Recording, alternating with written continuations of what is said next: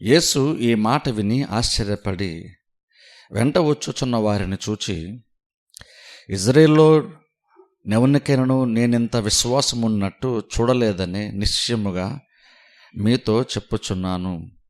ఇక్కడ చూడండి, ఇక్కడ మనము గత కొన్ని వారం నుంచి విశ్వాసం గురించి మనం చూస్తున్నాం. అందులో ఈరోజు కూడా విశ్వాసం గురించి మరికొన్ని విషయాలు మనం చూద్దాం. విశ్వాసం అనేటువంటిది ఎలా పనిచేస్తుంది, విశ్వాసం ఉన్నటువంటి గొప్పతనం గురించి రోజున ఈ సువార్తల్లో ఉండి 2 అద్భుత కార్యాల నుండి మనం కొన్ని విషయాలు మనము విశ్వాసం గురించి తెలిసిన ప్రయత్నం మనం చేద్దాం. యేసుక్రీస్తు దగ్గరికి సమస్యలతో వచ్చినటువంటి ప్రతి వారితో యేసుక్రీస్తు ఒక ప్రశ్న ఖచ్చితంగా వేశారు. అదేంటంటే, నేను ఇది చేయగలనని మీరు నమ్ముచున్నారా అనేటువంటి మాటని యేసుక్రీస్తు అడగటం బైబిల్లో ఖచ్చితంగా మనం చూస్తాం. డైరెక్ట్గాను ఇండైరెక్ట్గాను యేసుక్రీస్తు ప్రతి సందర్భాల్లో కూడా కార్యము చేయడానికి మునుపు ఆయన ఎప్పుడు కూడా వారిలో ఉన్నటువంటి ఆ విశ్వాసాన్ని బయటికి రప్పించే ప్రయత్నం చేయడమో లేదంటే దాన్ని తెలుసుకునే ప్రయత్నమో యేసుక్రీస్తు ఎప్పుడు కూడా చేస్తూ వచ్చారు. ఇప్పుడు చూడండి, అందుకని ఇది చాలా ప్రాముఖ్యం. విశ్వాసం అందుకనే ప్రాముఖ్యం అంటున్నాం. ఈ రోజులు అంటే మనం చాలా విషయాలు ఇంపార్టెంట్ అనుకుంటాం, కానీ అన్నిటికంటే ఏది ప్రాముఖ్యం అంటే విశ్వాసం చాలా ప్రాముఖ్యం. ఎందుకంటే నువ్వు దేవుని దగ్గరికి వస్తున్నావు, మంచి విషయమే. కానీ నువ్వు దేవుని దగ్గరికి వచ్చినప్పుడు దేవుడు ఏంటంటే నీ విశ్వాసాన్ని ప్రశ్నిస్తున్నాడు. అంటే నీకు ఎంత విశ్వాసం ఉందో దేవుడు అడుగుతున్నాడు, ఆ తర్వాత కార్యాన్ని చేస్తున్నాడు. ఇప్పుడు దాన్ని ఇంకొక రకంగా చెప్పాలంటే, కార్యము జరిగే ముందు మనలో విశ్వాసాన్ని దేవుడు చూడాల్సి ఉందని అర్థం. ఎందుకంటే విశ్వాసమును దేవుడు అడిగిన తర్వాతనే వాళ్ళు మేము నమ్ముచున్నాము అని చెప్పినప్పుడు మాత్రమే యేసుక్రీస్తు ఆ తర్వాతే కార్యం చేశారు. అంటే దాని అర్థం ఏంటంటే యేసుక్రీస్తు చేయగలడు కాబట్టి అని కొంతమంది జీవితాల్లో కార్యాలు జరగలేదు. యేసుక్రీస్తు ఏ కార్యమైనా చేయగలడు, కానీ ఇక్కడ సమస్య ఏంటంటే దేవుడు చేయగలడు అని దేని నిమిత్తమైతే నువ్వు దేవుని దగ్గరకు వచ్చావో ఆ కార్యము దేవుడు చేయగలడని మనము నమ్ముచున్నా అంటుంటే దేవుడు ప్రశ్నిస్తున్నాడు. అది గనుక మనం సరి చేసుకుంటే, ఆ విశ్వాసము గనక మనలో దేవుడు కనుగొంటే ఖచ్చితంగా దేవుడు కార్యాన్ని చేస్తాడు. చూడండి, బైబిల్ ఎక్కడ కూడా వారు విశ్వాసంతో వచ్చారు, నిజంగానే వారికి విశ్వాసం ఉంది, కానీ దేవుడు ఎందుకో కానీ కార్యం చేయలేదు అనేటువంటి ఏ ఒక్క వాక్య భాగం కానీ అలాంటి సందర్భం కానీ బైబిల్లో మనం చూడం. వారికి విశ్వాసమైతే ఉంది, కానీ దేవుడు ఎందుకో చేయలేదు అన్నది లేదు. ఇన్ఫాక్ట్ ఇంకా చెప్పాలంటే చాలా సందర్భాల్లో వాళ్ళ జీవితాల్లో కార్యం జరుగుతుంది అనేటువంటి అవకాశము అసలు ఏమాత్రం కూడా లేనప్పుడు కూడా, వారికి దేవుడు చేయాల్సినటువంటి అవసరము పరిస్థితి లేనప్పటికీ కూడా వారికి విశ్వాసం ఉన్నటువంటి ఆ ఒక్క కారణాన్ని బట్టి దేవుడు పరిధి దాటి ఇంకొక అడుగు ఎక్స్ట్రాగా ముందుకేసి వారి జీవితంలో కార్యం జరిగించడం బైబిల్ మనం చూస్తాం. అంటే ఏం చెప్తుందంటే, విశ్వాసం అటువంటిది ఒక వ్యక్తిలో ఉన్నప్పుడు దేవుడు ఆ వ్యక్తి యొక్క జీవితంలో కార్యం జరిగించడానికి ఎంతకైనా ముందుకు దేవుడు వస్తాడు. ఎందుకంటే విశ్వాసం దేవుణ్ణి కదిలిస్తుంది, విశ్వాసము దేవుణ్ణి ఇన్స్పైర్ చేస్తుంది కార్యాలు జరిగించడానికి. ఇప్పుడు అందుకని ఆ విశ్వాసం ఉండడం ప్రాముఖ్యం. అందుకని విశ్వాసం ఎంత ఇంపార్టెంటో మనం చూస్తున్నాం. ఇక్కడ చూడండి, చదివినటువంటి వాక్య భాగాలు మనం చూస్తే మనందరికీ తెలిసిన విషయం ఇది. శతాధిపతి అనేటువంటి ఒక ఆయన యేసుక్రీస్తు దగ్గరికి తన దాసుని నిమిత్తం యేసుక్రీస్తు దగ్గరికి వచ్చాడు. శతాధిపతి అంటే ఆయన. ఇప్పుడు శతాధిపతి అంటే అర్థం ఏంటంటే, ఆయన ఒక రకంగా చెప్పాలంటే గవర్నమెంట్ అఫీషియల్ అని చెప్పొచ్చు. అంటే ఆయన చేతి కింద 100 మంది సైనికులు ఉన్నారు. 100 మంది సైనికుల పైన ఆయన అధికారి, ఓ రకంగా కమాండర్ లాంటి వాడు అనమాట ఆయన. ఇప్పుడు చూడండి, అక్కడ మనకు అర్థమైన విషయం ఏంటంటే, ఈయన యాక్చువల్గా ఈయన యూదుడు కాదు. ఈయన శతాధిపతి అన్నామంటే అర్థం ఏంటంటే ఈయన యూదుడు కాదు కాబట్టి దాని అర్థం ఏంటంటే ఈయన అన్యుడు అన్నామంటే అర్థం ఏంటంటే, ఓల్డ్ టెస్టమెంట్లో బేసిక్గా మనం చూస్తే దేవుడు యూదులు తప్ప వేరే వాళ్ళకి కార్యము చేయాల్సిన అవసరము లేదు. ఇప్పుడు చూడండి, బైబిల్లో కూడా మనం చాలా సందర్భాల్లో తెలుసు, దేవుడు ఫస్ట్ ఆఫ్ ఆల్ ప్రపంచంలో కార్యం జరిగించేటప్పుడు యూదుల దగ్గర దేవుడు స్టార్ట్ చేశాడు. యూదుల దగ్గర దేవుడు స్టార్ట్ చేసి తర్వాత ప్రపంచం అంతటికి దేవుడు వ్యాపించాడు. ఆయన చేసేటువంటి కార్యములు కానీ సువార్త కానీ అలాగనే ఆయన కార్యాలని జరిగించాడు. ఇప్పుడు దాన్ని బట్టి ఒకసారి మనం ఆలోచన చేస్తే, బేసిక్గా స్వస్థత విషయానికి వచ్చేసరికి లేదా దేవుడు కార్యం జరిగించే విషయానికి వచ్చేసరికి దేవుడు ఎవరికి చేయబద్ధుడై ఉన్నాడంటే యూదులకి చేయబద్ధుడై ఉన్నాడు. ఎందుకంటే ఏ కార్యం అక్కడ స్టార్ట్ అవుతుంది కాబట్టి, ఒక రకంగా బైబిల్ సువార్త టైంలో మనుషుల యొక్క మైండ్ సెట్ కానీ ఈవెన్ దేవుడు కూడా కార్యం చేసే విధానం కూడా ఎలాంటి ఆలోచనని మనుషుల యొక్క హృదయాలు ఇచ్చిందంటే, యేసుక్రీస్తు అనేటువంటి ఆయన లేదంటే దేవుడు యూదులకు కార్యము జరిగిస్తాడు కానీ అన్యులకు ఆయన కార్యము చేయడు. ఎందుకంటే ఆయన యూదులకు దేవుడు కాబట్టి, ఇజ్రాయేలు దేవుడు కాబట్టి ఇజ్రాయేలుకి మాత్రమే ఆయన కార్యములు జరిగించడానికి ముందుకు వస్తాడు. యూదులు కానటువంటి వారికి దేవుడు కార్యాలు చేయవలసిన అవసరం ఆయనకి లేదు. బేసిక్గా ఆ మైండ్ సెట్టే ఉండేది ఆ రోజుల్లో. ఎందుకంటే అది బహుశా దేవునికి నిజంగా ఉద్దేశం లేనప్పటికీ కూడా సహజంగానే ముఖ్యంగా యూదుల యొక్క వారి ప్రవర్తనను బట్టి అన్యులకు కూడా అలాంటి ఒక ఆలోచన వచ్చింది. ఎలాంటి ఆలోచన అంటే వారి దేవుడు యూదులకే కార్యం జరిగిస్తాడు కానీ అన్యులకి మనలాంటి ఒకళ్ళు అన్యుడు అనుకుంటే ఏమనుకుంటాడంటే ఆయన యూదులు చేస్తాడని మనకైనా చేయడం అనేటువంటి పరిస్థితుల్లో మనుషులు ఉంటూ ఉండేవాళ్ళు. ఆ టైంలో చూడండి, ఒక శతాధిపతి యేసుక్రీస్తు దగ్గరకు వచ్చాడు. ఈయన అన్యుడు అయ్యుండి కూడా యేసుక్రీస్తు దగ్గరకు వచ్చాడు. తన దాసుని స్వస్థపరచమని యేసుక్రీస్తు దగ్గరకు వచ్చాడు. ఇప్పుడు చూడండి, అసలు అదే గొప్ప విషయం నన్ను అడిగితే.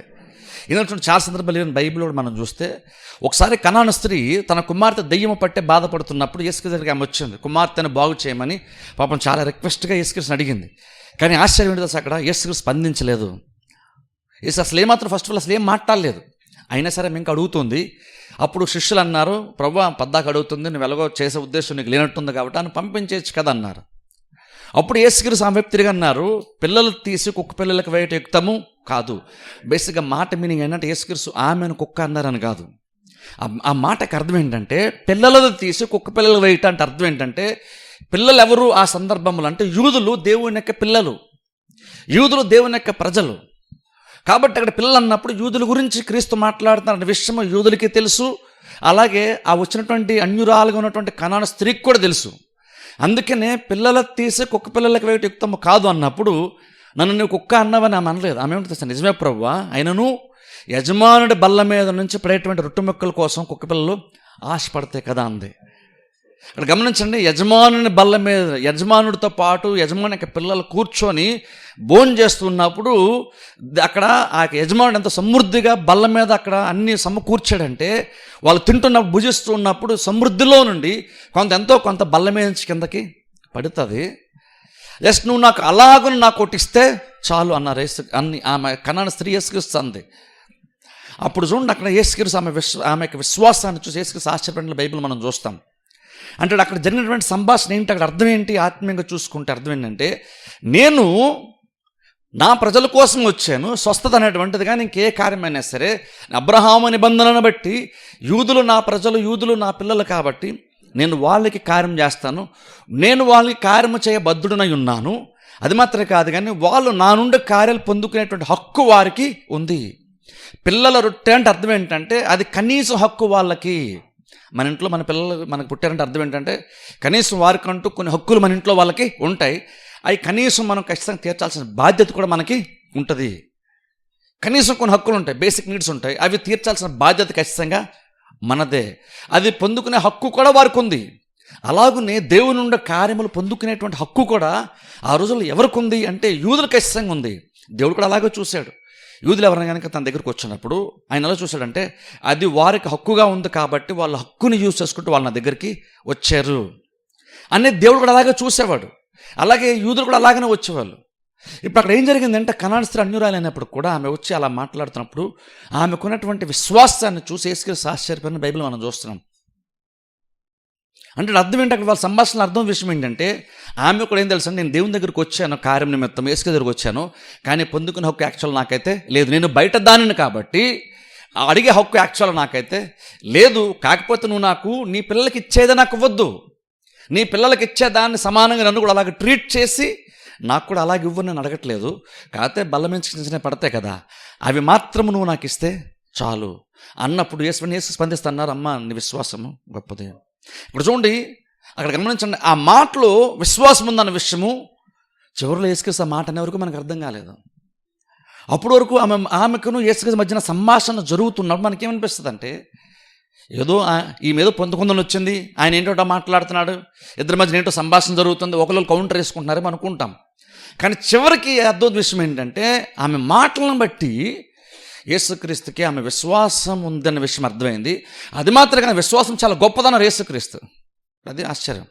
జస్ట్ అమ్మ నీకు విశ్వాసం ఉంది కానీ నేను కార్యం చేస్తాను లేదు, నీ విశ్వాసము గొప్పది అన్నారు. అని నువ్వు వెళ్ళు, నీ కుమార్తె బాగుపడుతుంది అని యేసుక్రీస్తు ఆమెను ఆమెకున్న విశ్వాసాన్ని బట్టి నీ కార్యం జరుగుతుంది నిశ్చేతనిచ్చి ఆమెను పంపించారు. నిజంగానే ఆమె కుమార్తె అలాగనే బ్రతికింది. అలాగే ఆ దురాత్మ నుంచి ఆమె విడిపింపబడింది. ఆమె అక్కడ చూడండి, గమనించండి. అర్థం ఏంటంటే స్వస్థత కానీ ఇంకే కార్యమైనా సరే బేసిక్గా దేవుడు యూదులకే చేస్తాడు నమ్మకము యూదులకి అన్యులకి అందరికి కూడా ఉంది. కానీ విశ్వాసం అంత గొప్పది. ఇక్కడ మీరు చూడండి, అలాంటి పరిస్థితుల్లో యూదులకు మాత్రమే దేవుడు కార్యం చేస్తాడు, ఎందుకంటే ఆయన వాళ్ళ ప్రజలు కాబట్టి వాళ్ళ కొరకైతే ఎంతగానో ముందుకు వస్తాడు అనుకున్నటువంటి అలాంటి పరిస్థితుల్లో ఒక అన్యుడు దేవుని దగ్గరికి విశ్వాసంతో వచ్చాడు. అది కూడా చూడండి, విశ్వాసం కూడా ఎంత గొప్పదో కూడా వేసుకేసి అక్కడ మాట్లాడుతున్నారు.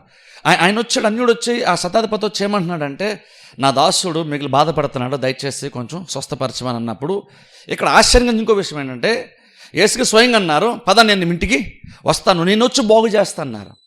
ఇప్పుడు చూడండి, నార్మల్ ఎక్కడ కూడా యేసుక్రీస్తు అలాగన్నా నేను వస్తానని ఎక్కడ కూడా యేసుక్రీస్తు అనలేదు. చాలా సందర్భాల్లో అనలేదు. కొంతమంది రమ్మని అడిగారు కాబట్టి యేసుక్రీస్తు వెళ్ళారు. కానీ వాళ్ళు అడగకుండా బాగు చేయమన్నప్పుడు నేను వస్తాను, నీ ఇంటికి వచ్చి నేను బాగు చేస్తాను అన్న మాట సహజంగా క్రీస్తు ఎక్కడ కూడా అనలేదు. కానీ ఇక్కడ శతాధిపతి దగ్గర అన్నారు, అన్యుడైనప్పుడు కూడా అన్నారు, నేను ఇంటికి వస్తాను. ఇప్పుడు నేను అడిగితే చూడండి, అసలు ఆ మాట చాలా మంది యూదు అక్కడ ఉన్నటువంటి శిష్యులు వీళ్ళందరూ కూడా అసలు చాలా షాకింగ్ యాక్చువల్ చెప్పాలంటే. ఎందుకంటే ఒక అన్యుడింట్లోనికి యేసుక్రీస్తు వెళ్తున్నారు ఏంటి, అన్యుడింటికి వెళ్తున్నారు, పైగా అది కాకుండా స్వస్థపరుస్తున్నా అంటున్నారు ఏంటి అని చాలామందికి ఆశ్చర్యం. అప్పుడు ఆ వ్యక్తి అంటున్నాడు, అయ్యా నువ్వైతే నా ఇంట్లో రావడం నేనైతే యోగ్యుడను కాను. యోగ్యుడను కాన్న మాట ఎందుకంటే తెలుసా, ఒక యూదుడైతే బహుశా మాట అండు, ఈయన అన్యుడు కాబట్టి అన్యులకి ఏం తెలుసు అంటే యేసుక్రీస్తు దగ్గరికి వెళ్ళే యోగ్యత మనకు లేదు, ఆయన దగ్గర నుండి పొందుకునే అర్హత యాక్చువల్గా మనకైతే లేదు. యూదులకైతే బహుశా అర్హత ఉంది కానీ మనకైతే లేదు అని అందరికీ నమ్మకం. అందుకే ఏంటంటే నేనైతే యోగ్యుడను కాను, నీ దగ్గర నువ్వు నా ఇంటి రాను, నేను యోగ్యుడను కాను. కాకపోతే నువ్వేం చేయాలంటే నువ్వు మాట మాత్రము సెలవేమో నా దాసుడు బాగుపడతాడు. ఇప్పుడు చూడండి, నిజంగా ఇది విశ్వాసములో ఒక రకంగా చెప్పాలంటే ఉన్నతమైనటువంటి ఒక స్థితిలోనికి వెళ్ళాడని చెప్పొచ్చు శతాధిపతి. విశ్వాసం ఏ రేంజ్లో ఉండగలదు, మనము విశ్వాసం గొప్పది అంటున్నప్పుడు ఏ స్థాయిలో విశ్వాసం గురించి మనం మాట్లాడుతున్నామంటే శతాధిపతి లాంటి విశ్వాసం. ఎందుకంటే ఈ విశ్వాసం లేని తెలుసా, ఆయన ఏమంటున్నాడంటే నువ్వు ఇక్కడ నుండి జస్ట్ ఒక మాట చెప్పు, నువ్వు అంటే నా దాసుడు బాగుపడాలని, నీ దాసుడు స్వస్థత పొందుకుంటాడని ఒక్క మాట చెప్పు, నువ్వు నోట్లోంచి ఆ మాట రాగానే నా దాసుడు అక్కడ స్వస్థత పొందుకుంటాడు. ఈ మాట అన్నాడు ఈయన. ఎందుకు ఇది చాలా గొప్ప విషయం అంటే చాలామంది యేసుక్రీస్తు దగ్గరకు వచ్చినప్పుడు ఆయన రకరకాలుగా చేశాడు. కానీ యేసుక్రీస్తు తన ఇంటికి వస్తానని చెప్పిన తర్వాత అంటున్నాడు, నువ్వు రావాల్సిన అవసరమే లేదు. సింపుల్ ఒకసారి ఆలోచించండి. నిజంగా దేవుడు అక్షరాల స్వస్థపరచగలిగేటువంటి దేవుడు, నేను ఇంటికి వస్తాను, నీ దాసుని బాగు చేస్తాను అంటే ఆయన అంటున్నాడు, నువ్వు రావాల్సిన అవసరమే నాకు లేదు, నువ్వు రావద్దు, నువ్వేం చేయాలి తెలుసా, నువ్వు రాకుండా నువ్వు మాట మాత్రం సెలవేమో నా దాసుడు స్వస్థత పొందుకుంటాడు. ఎంత గొప్ప విశ్వాసం తెలుసా, నువ్వు మాట మాత్రం చెప్తే చాలు, నువ్వు మాట చెప్పు, నా దాసుడు స్వస్థత పొందుకుంటాడు. ఇప్పుడు చూడండి, నార్మల్గా అప్పుడు అక్కడ యేసుక్రీస్తు అన్నారు, చూడండి ఇజ్రాయేలు ఇలాంటి విశ్వాసాన్ని నేను చూడలేదన్నారు. ఇజ్రాయేలు ఇలాంటి విశ్వాసం చూడలేదు. ఎంత గొప్ప విశ్వాసం తెలుసా, అక్కడ ఆశ్చర్యపోయారు యేసుక్రీస్తు ఆయన విశ్వాసానికి. యాక్చువల్గా ఆయనకున్నటువంటి విశ్వాసాన్ని వాళ్ళ తట్టు తిరిగి యేసుక్రీస్తు ఆయన విశ్వాసం నుంచి కామెంట్ కూడా చేశారు. అంటే రకంగా చెప్పాలంటే మీకు కూడా ఇలాంటి విశ్వాసం ఎంత బాగుంటుందని యేసుక్రీస్తు ఈ శతాధిపతిని ఎగ్జాంపుల్గా పెట్టి మనకు చూపిస్తున్నారు. ఇలాంటి విశ్వాసం నీకు కూడా, మీ అందరు కూడా ఉంటే ఎంత బాగుంటుందో. ఎందుకని ఎంత బాగుంటుందంటే నేను చాలా ఈజీగా నేను కార్యాలని చేస్తాను. ఇప్పుడు చూడండి, యేసుక్రీస్తు ఎందుకు విశ్వాసాన్ని మన నుండి ఎక్స్పెక్ట్ చేస్తున్నారంటే నీకు విశ్వాసం ఉంటే ఏదో ఆయన సంతోషిస్తాడని కాదు. నీకు విశ్వాసం ఎందుకు సంతోషిస్తాడు దేవుడు అంటే, నీకు అంత విశ్వాసం ఉంటే నీ జీవితంలో దేవుడు కార్యములు చేయడం చాలా చాలా ఈజీ.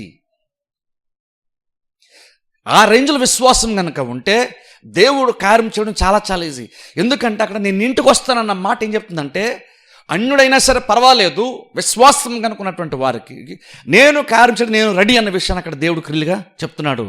నేను వస్తానన్న మాట ఏం చెప్తుందంటే, దేవుడు ఎవరి జీవితంలో అయినా సరే కార్యం చేయడానికి దేవుడు రెడీగానే ఉన్నాడు. దేవుడు ఎప్పుడు కూడా నేను చూస్తాను అనడు, లేదా నేను రేపెల్లుండి వస్తాను, లేదా రేపెల్లుండి చూస్తానని దేవుడు అనేవాడు కాదు. దేవుడు ఎలాంటి వాడు అంటే తన దగ్గరకు వచ్చినటువంటి వారిని దేవుడు అన్నాడు త్రోసివేసేటువంటి వాడు కాదు. మనుషులు త్రోసివేస్తారు కానీ దేవుడు ఎప్పుడు కూడా త్రోసివేసేవాడు కాదు. ఇప్పుడు అన్యుడైనా సరే ఆయన విశ్వాసంతో వచ్చినప్పుడు యాక్చువల్గా దేవుడు త్రోసివేయలేదు ఈ వ్యక్తిని. బట్ ఇంకా చెప్పాలంటే తన సొంత ప్రజలకి ఆయన ఏం చెప్తానంటే వారి వైపు చూపించారు, ఇలాంటి విశ్వాసం మీకు కూడా ఉంటే ఎంత బాగుంటుంది అన్నారు. వరగా చెప్పాలంటే ఇలాంటి విశ్వాసం అంటే దేవుడు కనుగొనడానికి చూస్తున్నాడు. ఇలాంటి విశ్వాసం దేవుడు ఎక్స్పెక్ట్ చేస్తున్నాడు. ఎందుకు ఆ విశ్వాసం అంత ప్రత్యేకంగా ఏముంది శతాధిపతి విశ్వాసంలో అంటే, ఇక్కడ శతాధిపతి అంటున్నాడు, ప్రభువా నేను సైన్యాధికారిని కదా, నా కింద కూడా మనుషులు 100 మంది ఉంటారు. నేను ఒకటి రమ్మంటే వస్తాడు, ఒకటి పొమ్మంటే పోస్తాడు. నేను ఇది చెయ్యంటే ఖచ్చితంగా వాళ్ళు చేసే తీరుతారు. నేను అది చెయ్యమని చెప్పినప్పుడు నేను ఒకటి ఒక ఆజ్ఞని ఎవరికైనా ఇచ్చినప్పుడు అది వాళ్ళు చేస్తూ ఉన్నప్పుడు నేను అక్కడికి వెళ్ళాల్సిన అవసరం కూడా లేదు. నేను ఆర్డర్ వేస్తే చాలు, ఎవరన్నా సరే లోబడే తీరుతారు. నా పరిధి ఏంటంటే 100 మంది నా కింద ఉంటారు. ఆ 100 మందికి నేను డైరెక్ట్గా చెప్పాల్సిన అవసరం లేదు. నేను చెప్పానన్న మాట కనుక అవతలకి వెళ్తే చాలు, వాళ్ళకి తెలిస్తే చాలు, ఖచ్చితంగా పనులన్నీ కూడా వాళ్ళు చక్కబెట్టేస్తారు, పనులన్నీ కూడా అయిపోతాయి. ఎందుకంటే నా మాటకి నాకంత అధికారము ఉంది. అప్పుడు ఇక్కడ ఆయన అంటున్నాడు, మరి 100 మంది నా కింద ఉన్నారు, నేను మనిషిని, వాళ్ళు మనుషులే. అప్పుడు నేను చెప్తే వెంటనే ఎదురు లేకుండా కార్యం జరిగిపోతున్నప్పుడు, నువ్వు దేవుడివి కాబట్టి ఖచ్చితంగా నీకు ఎదురుండదు. నీకు భౌతికమైన అధికారం కాదు, నీది ఆత్మీయ సంబంధ అధికారము. భౌతికమైన అధికారం అయితే లిమిటేషన్స్ ఉంటాయి. ఇప్పుడు చూడండి, ఈవెన్ పోలీసులకు కూడా అధికారం ఉంటుంది. కానీ పోలీసుకి ఎంతవరకు అధికారం ఉంటుంది? ఎమ్మెల్యేలకు అధికారం ఉంటుంది. ఎంతవరకు ఉంటుంది? ఎంతవరకు అంటే అది వాళ్ళకంటూ ఒక ఏరియా ఉంటుంది, నియోజకవర్గం ఉంటుంది చూసారా, లేదంటే పోలీస్ స్టేషన్ కంటే కొన్ని ఏరియాలని ఉంటాయి. వాళ్ళకి అంతవరకు అధికారం, దాన్ని దాటితే మళ్ళీ వాళ్ళకి అధికారం ఉండదు. ప్రతి భౌతికమైన అధికారానికి ఒక సమయం ఉంటుంది, ఒక టైంలో ఆ అధికారం ఎక్స్పైర్ అయిపోద్ది. అలా ఎమ్మెల్యేలకైనా సరే అంతే, వాళ్ళకు టైంలో అధికారం ఉండదు, ఒక టైంలో అధికారం వాళ్ళకు ఉండదు. వాళ్ళకు కూడా ఒక ఏరియాలో వాళ్ళకి అధికారం ఉంటుంది, ఇంకో ఏరియాలో వాళ్ళకి అధికారము ఉండదు. ఇప్పుడు శతాధిపతి అంటున్నాడు, నా అధికారం లిమిటెడే, కానీ నేను కూడా ఒకడు పొమ్మంటే పోతాడు, రమ్మంటే వస్తాడు, నాకు అధికారం ఉంది. నేను చెప్తే పనులు అయిపోతున్నాయి.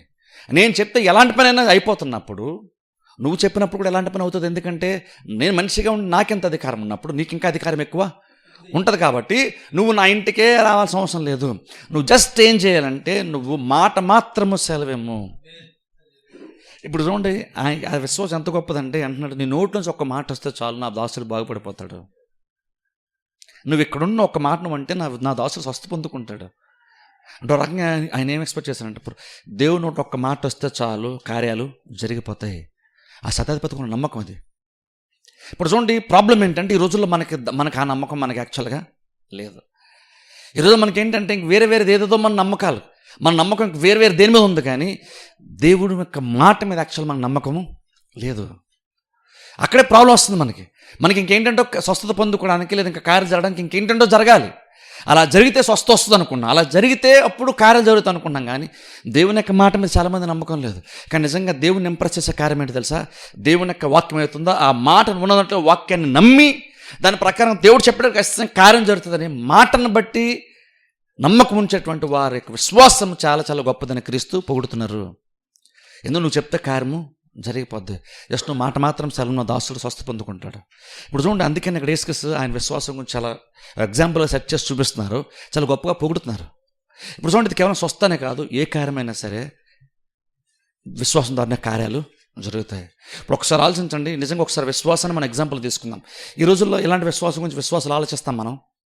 మనం ఎలా ఆలోచిస్తాం తెలుసా? మనం స్వస్థాన్ని సరే ఫస్ట్ ఆఫ్ ఆల్ చాలామందికి ఏంటంటే చాలా రకాల డౌట్లు విశ్వాస విషయానికి వచ్చేసరికి చాలామంది చాలా డౌట్లు. దేవుడు చేయగలడా, లేదా దేవుడు నాకు చేయడానికి రెడీగా ఉన్నాడా, ఎలా కార్యాలు జరుగుతాయి, ఇవన్నీ మనకు రకరకాలైన డౌట్లు. కానీ బైబిల్ ఉందంటే, బైబిల్లో దేవుడు స్వస్థపరిచాడంటే వాక్యంలో ఉందో కాబట్టి నేను నమ్ముతాను. బైబిల్లో దేవుడు చాలామంది స్వస్థపరిచాడు కాబట్టి నేను నమ్ముతాను అని అలా వాక్యంలో రాయబడిన ఒక్క మాటను బేస్ చేసుకొని దేవుడు స్వస్థపరచగలడు అని నమ్మడం చాలామంది కష్టంగా ఉంది. ఏదో మనం రకరకాలుగా ఆలోచన చేస్తాం. ఎగ్జాంపుల్ చూడండి, నేను యాకోబు పత్రిక చాలాసార్లు చెప్పిన 5వ అధ్యాయంలోని అక్కడ స్వస్థత గురించి అక్కడ యాకోబు మాట్లాడుతూ ఏమన్నాడంటే, సంఘ పెద్దలు ఫస్ట్ ఆఫ్ ఆల్ అక్కడ యాక్చువల్గా యాకోబు ఏమన్నాడంటే, మీలో ఎవరైనా శ్రమ కలిగితే మీరు ప్రార్థన చేసుకుని అన్నాడు యాకోబు. మీలో రోగం సంభవించినా అతడు సంఘ పెద్దలు పిలిపించుకోండి, వాళ్ళు నూనె రాసి ప్రార్థన చేస్తారు, విశ్వాసయుతమైన ప్రార్థన రోగిని స్వస్థపరచును. ఇప్పుడు చాలామంది ఏమనుకుంటున్నామంటే, క్రిస్టియన్స్గా మనం చెప్తున్నాను, చాలామంది ఏమనుకుంటున్నామంటే స్వస్థత పొందుకోవడానికి దేవుడు పెట్టినటువంటి నియమం అది అనుకుంటున్నాం. స్వస్థత పొందుకోవడానికి అలా జరగాలని చాలామంది అనుకుంటున్నారు. యాకోబు రాసినటువంటి పత్రిక 5వ అధ్యాయంలో వాళ్ళు నూనె రాసి ప్రార్థన చేస్తారు, అప్పుడు స్వస్థ వస్తుంది అన్నది స్వస్థత పొందుకోవడానికి అది మ్యాండేటరీ కాదు. యాక్చువల్గా స్వస్థతను ఎలాగైతేనే పొందుకుంటావు అని చెప్పడానికి యాకోబు రాలేదు ఆ మాట యాక్చువల్గా. కానీ ప్రాబ్లం అంటే ఈరోజు చాలామంది ఏంటంటే స్వస్థత విషయానికి వచ్చేసరికి వెంటనే నూనెలో ఏదో ఉందనేసుకుంటాం. మనం నూనెలో ఏదో ఉంది, మనకి దేవుని యొక్క వాక్యం మీద కంటే మనకు నూనె మీదో లేదా ఉపవాసం మీదో ఇంక వేరే దేని మీదో మన నమ్మకం ఎక్కువ, దేవుని యొక్క వాక్యం మీద తప్ప. దేవుని యొక్క వాక్యం మీద తప్ప. అక్కడ యాకోబు రాసినప్పుడు యాక్చువల్గా చూడండి, మీరు శ్రమ సంభవిస్తే అతడు ప్రార్థన చేసుకోవాలన్నాడు. అంటే బేసిక్గా యాకోబు యొక్క అర్థం ఏంటో కొంచెం ఎక్స్ప్లెయిన్ చేస్తాను, ఎందుకంటే చాలా ఇంపార్టెంట్ మనకి. ఎందుకంటే ఏది విశ్వాసం కాదు, ఏది విశ్వాసం మనకు ఒక క్లారిటీ ఉండాలి మనకి. అక్కడ యాకోబు 5వ అధ్యాయంలో రాసినప్పుడు నూనె గురించి ఆయన మాట్లాడుతున్నప్పుడు యాక్చువల్ నూనె గురించి యాకోబు మాట్లాడేది అక్కడ. ఫస్ట్ ఆఫ్ ఆల్ అక్కడ ఏం చెప్పండి, శ్రమలు ఎవరికైనా సంభవిస్తే అతను ప్రార్థన చేసుకోండి అన్నాడు. అంటే అర్థం ఏంటంటే శ్రమలు అంటే ఏదైనా సరే కావచ్చు. శ్రమలకైతే నువ్వు ప్రార్థన చేసుకో, స్వస్థతకైతే సంఘ పెద్దలు పిలిపించుకో, లేదా ఇంకెవరో పాస్టర్ గారిని పిలిపించుకో, వాళ్ళు నూనె రాసి ప్రార్థన చేస్తారు, అప్పుడే నీకు స్వస్థత వస్తుంది. అది కాదు అక్కడ యాకోబు యాక్చువల్ చెప్పే ప్రయత్నం, అది కాదు. నీకు ప్రాబ్లం వచ్చి నువ్వు ప్రార్థన చేసుకొని చెప్తున్నాడు యాకోబు. నీకు ప్రాబ్లం వస్తే నువ్వు ప్రార్థన చేసుకో అన్నాడు. కానీ ప్రాబ్లం అంటే కొన్నిసార్లు ఏంటంటే మనకు ప్రాబ్లం వచ్చినప్పుడు మనకున్నటువంటి ప్రాబ్లం అంటే మనం సరిగ్గా ప్రార్థన చేయలేం. సంఘ పెద్దలు ఎందుకు తెలుసు అక్కడ యాక్చువల్గా యాకోబు చెప్పాడు. ఎందుకు చెప్పాడంటే యాక్చువల్గా మనకి ప్రాబ్లం నిజంగా మన సమస్యలు చాలా ఎక్కువ ఉన్నప్పుడు, మనుషులము కాబట్టి మనం ఏంటంటే ప్రాబ్లమ్స్ ఎక్కువ ఉన్నప్పుడు యాక్చువల్ ఫస్ట్ ఆఫ్ ఆల్ మనం సరిగ్గా ఆలోచన చేయలేం. నువ్వు ఎంత విశ్వాసమైనా కావచ్చు, నువ్వు ఎంత భక్తిపడమైనా సరే కావచ్చు, ఇంక నువ్వు ప్రాబ్లం ఏంటంటే నీకు దేవుని మీద కంటే నువ్వు వేరే వాటి మీద ఎక్కువగా నువ్వు మనసు పెట్టేటువంటి స్థితిలో నీకు సిచ్యువేషన్స్ ఉంటాయి. ప్రాబ్లమ్స్ వచ్చినప్పుడు ప్రాబ్లం ఏంటంటే నువ్వు విశ్వాసమే కనుక నువ్వు మనిషివే కాబట్టి నువ్వు యాక్చువల్గా ఎలాగైతే నువ్వు ఆలోచించాలని బైబిల్ మనకు చెప్తుందో అలా యాక్చువల్ మనం ఆలోచించలేం. ఎందుకంటే ప్రాబ్లం పెద్దదిగా మనకు ఉన్నప్పుడు, ప్రాబ్లం మనకు ఎక్కువ ఉన్నప్పుడు యాక్చువల్లీ ప్రాబ్లం కంటే ఆ ప్రాబ్లం గురించి నువ్వు ఆలోచిస్తుంటావు చూసారా, ఆ ఆలోచన ఏంటంటే నువ్వు స్వస్థత పొందుకోవడానికి, కార్యం పొందుకోవడానికి పెద్ద ఆటంకంగా ఉంటుంది. చూడండి అనారోగ్యం వచ్చిన అందుకనే అది కొన్నిసార్లు కనుక మనం ఆ టైంలో సరిగ్గా మనం ఆలోచించుకోలేకపోతే అది పెద్ద ప్రాబ్లం తెలుసా. నీకు ఫిజికల్గా నీకు అనారోగ్యం ఉన్నప్పుడు చాలా సందర్భంలో నువ్వు జాగ్రత్త లేకపోతే నువ్వు స్వస్థత ఒకవేళ పొందుకోవడం కష్టం అవుతుంది. ఒకవేళ పొందుకున్నా సరే ఆ తర్వాత నువ్వు చాలా విషయాల్లో నువ్వు వ్యతిరేకంగా కూడా ఉంటావు. ఫర్ ఎగ్జాంపుల్ ఎలా తెలుసుకోండి, స్వస్థత పొందుకునేటప్పుడు కనుక నువ్వు కరెక్ట్ నువ్వు ఆలోచించలేదు అనుకో, ఏమనుకుంటా అంటే నాకు అనారోగ్యం వచ్చింది, నాకు బాగాలేదు, ఎవరు నా ఇంటికి రాలేదు. ఆ థాట్ ఇప్పుడు ఎందుకు వస్తుంది తెలుసా? నీకు ఎంతమంది రాని థాట్ ఇప్పుడు ఎందుకు వచ్చింది తెలుసా? ఎందుకు వచ్చిందంటే నీ మైండ్ ఇప్పుడు కరెక్ట్గా నువ్వు ఆలోచించట్లేదు. నీ మైండ్ కరెక్ట్గా ఆలోచించట్లేదు. ప్రాక్టికల్గా చెప్తున్నాను. చాలా సందర్భంలో చాలామంది సంఘ విషయంలో పాస్టర్ విషయం అభ్యర్థి నాకు ఒక కారణం ఏంటి తెలుసా, నాకు బాగున్నప్పుడు మా ఇంటికి వాళ్ళు రాలేదండి. అది బేసిక్ ఏం చెప్తుందంటే వాళ్ళు రాలేదు కాబట్టి వాళ్ళు చెడ్డోళ్ళు అన్నది ఇష్యూ కాదు ఇక్కడ. యాక్చువల్గా ఇక్కడ ఇష్యూ ఏంటంటే ఇక్కడ నీ మైండ్ కరెక్ట్గా ఫస్ట్ ఆఫ్ ఆల్ ఆలోచించట్లేదు. వాళ్ళు వచ్చినంత మాత్రానికి స్వస్థత వచ్చేస్తుందా, వాళ్ళు రానంత మాత్రానికి స్వస్థత రాకుండా ఆగిపోద్దా? అలా ఎందుకు ఆలోచిస్తామంటే చెప్తున్నాను చూడండి జాగ్రత్తగా. మనకు ప్రాబ్లం ఉన్నప్పుడు లేదా నీకు అనారోగ్య పరిస్థితి లాంటిది ఏదైనా సమస్య వచ్చినప్పుడు జనరల్గా ఏం జరుగుతుంది, నువ్వు మనిషివి కాబట్టి ఫస్ట్ ఆఫ్ ఆల్ నీ మైండ్ సరిగ్గా ఆలోచించదు, మన మనసు కరెక్ట్గా ఆలోచించదు. ఇంకా చెప్పండి, నీ మనసు ఆత్మీయంగా ఆలోచించదు. నిజం కనుక మన మనసు కనుక ఆత్మీయంగా ఆ టైంలో ఆలోచిస్తే నీకు ఏది ఇంపార్టెంట్ అవుతుంది అంటే నీకు అనారోగ్యం వచ్చినప్పుడు స్వస్థత పొందు కూడా ఇంపార్టెంట్ అవ్వాలి, కానీ ఎవరో వచ్చి పరామర్శించడం నీకు ఇంపార్టెంట్ యాక్చువల్గా అవ్వకూడదు. అది అవ్వకూడదు. కానీ చాలా సందర్భంలో ఎక్కడైనా సరే చూడండి, క్రిస్టియన్లో ఒక ప్రాబ్లం ఏంటంటే అలా అనారోగ్యం వచ్చారు, ఎవరో వచ్చారు మన ఇంటికి పలకరించడానికి, ఎవరో రాలేదు, ఇవన్నీ కూడా మనం లెక్కలేసుకుంటూ ఉంటాం. మనం అక్కడ బేసిక్గా నీకు స్వస్థత నీకు రోగం వచ్చినప్పుడు మెయిన్ నీ గురి ఏమవ్వాలంటే స్వస్థతని గురి అవ్వాలి, కానీ ఎవరెవరు వస్తున్నారు ఎవరో రావట్లేదు అంతా నీ గురి ఉండకూడదు. కానీ సహజంగా మనం అలాగనే ఆలోచిస్తాం. ఎందుకు అలా ఆలోచిస్తాం తెలుసా? నీకు ప్రాబ్లమ్స్ ఉన్నప్పుడు నీ మైండ్ ఫస్ట్ ఆఫ్ ఆల్ సరిగ్గా ఆలోచించదు. ఎందుకంటే ప్రాబ్లం అది ఉంది కాబట్టి, ప్రాబ్లం ఉన్నప్పుడు నీ మైండ్ సరిగ్గా ఆలోచించదు. సరిగ్గా నీ మైండ్ ఆలోచించదు కాబట్టి నువ్వు సరిగ్గా ఆలోచించలేవు, కాబట్టి నీ ఆలోచన విధానం తప్పుడు దారిలో వెళ్తుంది, కాబట్టి నువ్వు స్వస్థత గురించి సరిగ్గా ప్రార్థన చేసుకోలేవు, సరిగ్గా విశ్వాసం కూడా నువ్వు ఉంచలేవు.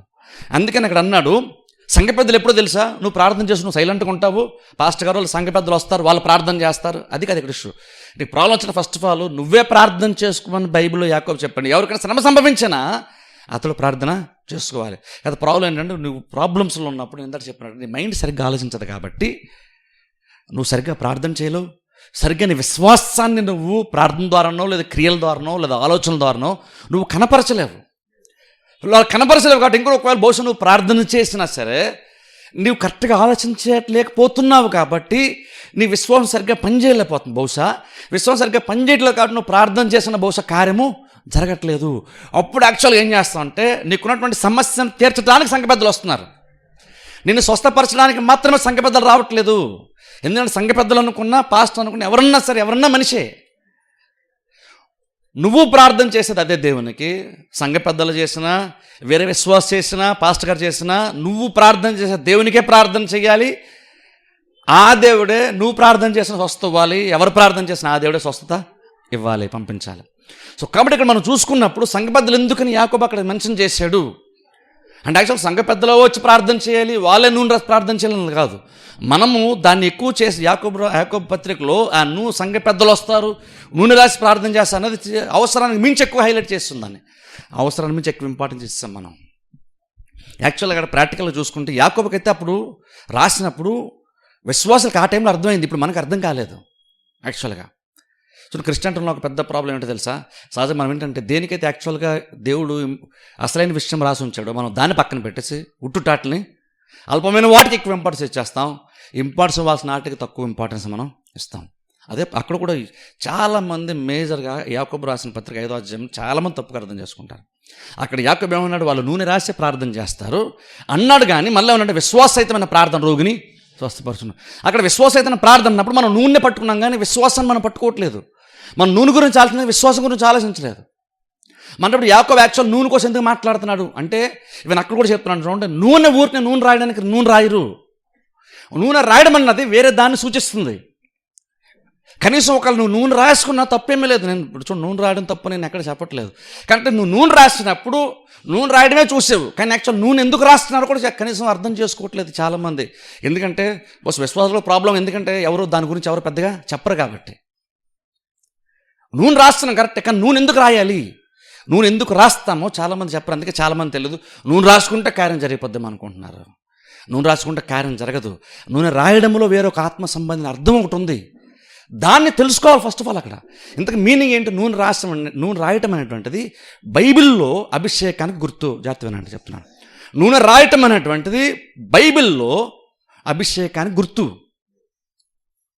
అభిషేకం అంటే బేసిక్ అర్థం ఏంటంటే, అభిషేకం పడ్డాము అంటే అర్థం ఏంటంటే, ఒక కార్యము నువ్వు చేయడానికి, లేదా ఒక కార్యం సమర్థవంతంగా నీ ద్వారా దేవుడు జరిగించడానికి, లేదా నువ్వు పొందుకోవడానికి దేవుడిచ్చేటువంటి సామర్థ్యమే అభిషేకము.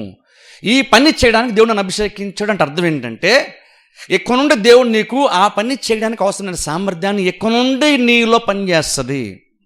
ఓ రకంగా చెప్పాలంటే అభిషేకం నూనె రాయడం అంటే ఏదో నూనె రాయడం కాదు. అక్కడ మనం నూనె రాస్తున్నప్పుడు నూనెలో స్వస్థతను చూస్తున్నాం, కానీ నూనె రాసే దానికి అర్థం ఏంటంటే, నూనె రాయడం అనేటువంటిది అభిషేక సంబంధమైనటువంటిది. అభిషేకించేటప్పుడు బైబిల్లో నూనె రాస్తారు. మీకు తెలుసా? దావీదును చూడండి, దేవుడు రాజుగా నియమించేటప్పుడు సౌలును కాదని దావీదుని దేవుడు ఏర్పాటు చేసుకున్నప్పుడు సమూయేలు ఏడుస్తా కూర్చుంటే, ఎంతకాలం నువ్వు సౌలుని మీద ఏడుస్తావు, నువ్వు లేచెళ్ళు, నీ కొమ్ములో నూనె నింపుకొని వెళ్ళి దావీదుని అభిషేకించు అని చెప్పినప్పుడు సమూయేలు ఏం చేశాడు? ఆ కొమ్ములోని నూనెను నింపుకొని వెళ్ళి దావీదుని అభిషేకించాడు. అలా అభిషేకించినప్పుడు ఏం జరిగింది తెలుసా? యాక్చువల్ అభిషేకం అంటే ఊరినే నూనెని తలపైన రాస్తున్నారు, అది భౌతికమైంది. కానీ యాక్చువల్గా అది కేవలం నూనె రాయడానికి, నూనె పవర్ఫుల్ కాబట్టి నూనె దావీదు మీద వేసేస్తే ఏదో జరిగిపోద్దని కాదు. ఆ భౌతికమైనటువంటి ఆ కార్యానికి ఆత్మ సంబంధమైన ఒక కార్యం నాకు గుర్తుగా ఉంది. ఎగ్జాంపుల్స్ అంటే బాప్టిజం తీసుకుంటాం మనం. బాప్టిజం ట్యాంక్లో నీళ్ళలో మునిగి బయటకు వస్తాం, కానీ యాక్చువల్ దాని అర్థం ఏంటి? నీళ్ళలో మునిగి వస్తున్నావు అని అర్థం కాదు. నువ్వు మరణించి మళ్ళీ తిరిగి లేచావు. ఇప్పుడు నువ్వు నీళ్ళలో మునిగి బయటకు వస్తున్నప్పుడు నీకు ఆ మీనింగ్ లేకపోతే బాప్టిజం వల్ల నీకు యూజే లేదు. అది ఎలాగైతే భౌతికమైన ఒక కార్యం వెనకాల ఆత్మ సంబంధమైన కార్యం ఉందో, అలాగే నూనె రాసి అభిషేకం అంటే దాని వెనక, నూనె రాయడం వెనకాల కూడా దేవుని యొక్క అభిషేకం అనేటువంటి ఒక కార్యం అక్కడ జరుగుతుంది. అందుకని చూడండి, నూనె రాయగానే చూడండి దావీదుకి ఏం జరిగింది ఒకసారి చూద్దాం. చూడండి, ఒకసారి వెళ్దాం బైబిల్లోనికి, ఒకసారి పాత నిబంధనలోకి వెళ్దాం, సమూయేలు రాసినటువంటి మొదటి గ్రంథంలోనికి వెళ్దాం. ఒకసారి మీకు విషయాన్ని ఇక్కడ కొంచెం క్లియర్గా చూపిస్తాను. మొదటి సమూయేలు గ్రంథము 16వ అధ్యాయంలోనికి వెళ్దాం. మొదటి సమూయేలు గ్రంథం 16వ అధ్యాయము 13వ వచనం నేను చదువుతాను. మొదటి సమూయేలు గ్రంథం 16వ అధ్యాయం 13వ వచనం. నూనె ఎందుకు రాస్తారో నేను ఎక్స్ప్లెయిన్ చేస్తాను ఇక్కడ. మొదటి సమూయేలు గ్రంథము 16వ అధ్యాయం 13వ వచనము. సమూయేలు తైలపు కొమ్ము తీసి వాని సహోదరులు ఎదుట వానిని, గమనించండి, ఆయిల్ తీసుకుంటాన్ని బైబిల్ మనం చూస్తున్నాం, అభిషేకము చేశాను. నాటి నుండి యెహోవా ఆత్మ దావీదు మీదకి బలముగా వచ్చాను. చూసారా? ఇక్కడ చూడండి, అక్కడ దావీదు తల మీద జస్ట్ నూనె పోసాడు అని బైబిల్ లేదు. ఆయిల్ తీసుకుని వెళ్ళాడు, దావీదు తల మీద పోసాడు. కానీ బైబిల్ చెప్తున్న మాట ఏంటంటే అభిషేకించాడు అని చెప్తుంది, నూనె రాశాడని చెప్పట్లేదు. నూనె రాశాడు, అది భౌతికమైంది. కానీ ఆ నూనె రాయడం అంటే కార్యమును దేవుడు ఎలా చూస్తున్నాడు, బైబిల్ ఎలా పిలుస్తుందంటే, దేవుడు లేదంటే సమూయేలు లేదా సమూయేలు ద్వారా దేవుడు రాజుగా ఉండి ఆ రాజుగా పరిపాలించే ఆ పనిని సమర్థవంతంగా చేయడానికి అవసరమైన సామర్థ్యము ఈ అభిషేకము ద్వారా ఇక నుండి దావీదులో పనిచేస్తుంది. ఓ రకంగా సమూయేలు చేతులు నూనె తీసుకొని దావీదు తల మీద పోసి చెయ్యేసి ఆయిల్ రాశాడంటే అభిషేకించిన అర్థం ఏంటంటే, ఇక నుండి దేవుని హస్తము నీకు తోడుగా ఉంటుంది, ఇక నుండి దేవుని హస్తం నీ పైన ఉంటుంది. అంటే ఒక చెప్పండి, దేవుని హస్తం నీకు సపోర్ట్ చేస్తుంది. కాబట్టి ఇక నుండి నువ్వు ఆయన బలముతో నువ్వు ప్రతి కార్యాన్ని సాధిస్తావు. అందుకనంటే అలా అభిషేకించిన తర్వాత వెంటనే ఇక నుండి దావీదు మామూలు వ్యక్తిలా లేడు. ఇప్పుడు ఎక్స్ట్రా ఎబిలిటీ వచ్చింది, ఇప్పుడు ఆత్మ బలం వచ్చింది. ఇప్పుడు దావీదుకి ఆ బలంతో ఇక నుండి కొన్ని కార్యాలు చేస్తాడు. కేవలము నూనెలో ఉందని కాదు, నూనె రాసినప్పుడు సమయంలో ఒక భౌతికమైన ఒక దాని ఆయిల్ని తీసుకొని దేవుని యొక్క ఆత్మ సంబంధ అభిషేకానికి గుర్తుగా ఉండేటువంటి ఆయిల్ని తీసుకొని అభిషేకించాడు. అలా అభిషేకించినప్పుడు ఒక రకంగా సమూయేలుకి తెలుసు, దావీదుకి తెలుసు. ఆ టైంలో వాళ్ళకి ఏంటంటే, ఈ నూనె అటువంటిది దేవునికి గుర్తు. ఈ నూనె ఎలాగైతే నా తల మీద పోయబడిందో అలా ఇక్కడ నుండి దేవుని యొక్క సామర్థ్యం నా తలపైన ఉంటుంది, నా పైన ఉంటుంది, దేవుని యొక్క హస్తం నాకు తోడుగా ఉంటుంది. కాబట్టి ఇంతకుముందు లేని సామర్థ్యం ఇప్పుడు నాకు వస్తుంది, ఆ బలంతో నేను కొన్ని కార్యాలు చేస్తాను. అంటే అర్థం, నూనె రాయడం అంటే అర్థం ఏంటంటే అభిషేకము. ఇప్పుడు న్యూ టెస్ట్మెంట్లో కూడా సంఘ పెద్దలు వస్తారు, వాళ్ళు నూనె రాసి ప్రార్థన చేస్తారంటే బేసిక్ అర్థం ఏంటంటే అక్కడ అభిషేకిస్తారని అర్థం. అక్కడ అభిషేకం యాక్చువల్గా ఊరిని నూనె రాయడం కాదు. కానీ ఎప్పుడైనా మీరు టీవీలో ఎన్నిసార్లు మనం చాలామందిని చూస్తే ఎవరన్నా ఆ విషయం చెప్పుంటారా? నూనె గురించి చెప్పారు తప్ప నూనె అటువంటిది ఎందుకు అంటే అది అభిషేకానికి గుర్తు అని ఎవరని చెప్పారా? ఎవరు చెప్పరు. ఇప్పుడు అందుకని ఇప్పుడు మన విశ్వాసం ఎందులో ఉంది? మనం అభిషేకించేటువంటి దేవుళ్ళు లేదు, మనకు నూనె మీదే ఉంది. ఎందుకని నూనెగానే చూపించారు మనకి, కానీ నూనె అభిషేకానికి గుర్తని చెప్పలేదు. నూనె నువ్వు ప్రయోగాలను డబ్బులు ఇచ్చి కొనుక్కోగలుగుతావు, కానీ అభిషేకం నువ్వు డబ్బులు ఇచ్చి కొనుక్కోలేవు. అప్పుడు ఏది గొప్పది? నూనె గొప్పదా, అభిషేకం గొప్పదా? అభిషేకం గొప్పది. అప్పుడు అభిషేకం నువ్వు డబ్బులు ఇచ్చి కొనుక్కోగలుగుతావా? దావీదు ఎంత సొమ్ముని చెల్లిస్తే సమూయేలుకి కానీ లేదా దేవునికి కానీ ఈ సామర్థ్యము బలంగా వస్తుంది? దావీదు చెప్పండి. ఎంత ఇచ్చినా ఈ కెపాసిటీ సహజంగా రాదు. నువ్వు వెల ఇచ్చి ఈ సామర్థ్యాన్ని కొనుక్కోలేవు నువ్వు. ఇది దేవుడు ఇచ్చేటువంటిది. ఇక్కడ సమూయేలు కూడా ఈ ప్రేరాలను నమ్మలేదు, నిజంగా సమూయేలు అభిషేకిస్తే అభిషేకం పడ్డాడు దావీదు, కానీ ఇది నమ్మలేదు. ఎందుకంటే అభిషేకించిన వ్యక్తికి కూడా తెలిసిన విషయం ఏంటంటే, ఇది జస్ట్ నేను నూనె రాస్తున్నాను, కానీ ఇక్కడ ఇష్యూ నూనె కాదు, ఇక్కడ అభిషేకము ఇష్యూ. కాబట్టి ఇది నూనె కంటే గొప్ప కార్యము జరగబోతుంది అక్కడ. అందుకనే ఈయన కూడా నూనెకి వెల కట్టలేదు, దావీదు కూడా నూనెకి వెల కట్టలేదు. అక్కడ అభిషేకించిన వాడు నూనెకి వెల కట్టలేదు, అభిషేకాన్ని పొందుకున్నాడు నూనెకి వెల కట్టలేదు. ఈ రోజుల్లో మనము ప్రేరాలు అనే ఒక దానికి మనం డబ్బులు పే చేస్తున్నామంటే దాని అర్థం ఏంటంటే నీకు యాక్చువల్గా అభిషేకం వాల్యూ నీకు తెలియలేదు. అదేంటో తెలిస్తే నువ్వు అభిషేకం నువ్వు వెళ్ళ యాక్చువల్గా నువ్వు కట్టలేవు. ఆయిల్ అంటే అభిషేకాన్ని గుర్తుగా కానీ నువ్వు చూస్తే నువ్వు దాని యాక్చువల్ నువ్వు అమ్మలేవు. అంటే ఇంకా నువ్వు ఫ్రీగా ఇవ్వాలి యాక్చువల్గా, అది అభిషేకం అయితే నిజంగా. ఎందుకంటే దాన్ని ఎవరూ కూడా యాక్చువల్గా కొనలేం కాబట్టి నువ్వు అమ్మలేవు, అంత విలువైంది కాబట్టి. ఎందుకంటే దేవుడే నీకు సపోర్ట్ చేస్తాడు. ఇంకొక ఎగ్జాంపుల్ చూపిస్తాను చూడండి, కొంచెం క్లియర్గా ఎక్కడ ఉంటుంది. మొదటి సమూయేలు గ్రంథంలోనే ఇక్కడ సమూయేలు అభిషేకాన్ని కూడా ఒకసారి చూద్దాం. ఇక్కడ కొన్ని విషయాలు ఎక్స్ప్లెయిన్ చేస్తాను. మొదటి సమూయేలు గ్రంథం 10వ అధ్యాయంలోకి వెళ్దాం. మొదటి సమూయేలు గ్రంథం 10వ అధ్యాయం. ఇక్కడ కూడా చూడండి ఒకసారి. సమూయేలుని, ఇజ్రాయేలుకు రాజుగా ఉన్నటువంటి సౌల్ని సమూయేలు అభిషేకించాడు ఫస్ట్ టైం, మొట్టమొదటి రాజుని. ఇక్కడ చూడండి 10వ అధ్యాయం మొదటి వచనం చదువుతాను చూడండి. అప్పుడు సమూయేలు తైలపు బుడ్డి పట్టుకొని సౌలు తల మీద పోసి, గమనించండి చూడండి, తైలము తీసుకొని అంటే ఆయిల్ తీసుకొని తల మీద పోసి అతని ముద్దు పెట్టుకొని ఇప్పుడు చూడండి, యెహోవా నిన్ను అభిషేకించి తన స్వాస్థ్యం మీద అధిపతిగా నియమించున్నాడు అని చెప్పి ఇలాగూ సెలవిచ్చెను.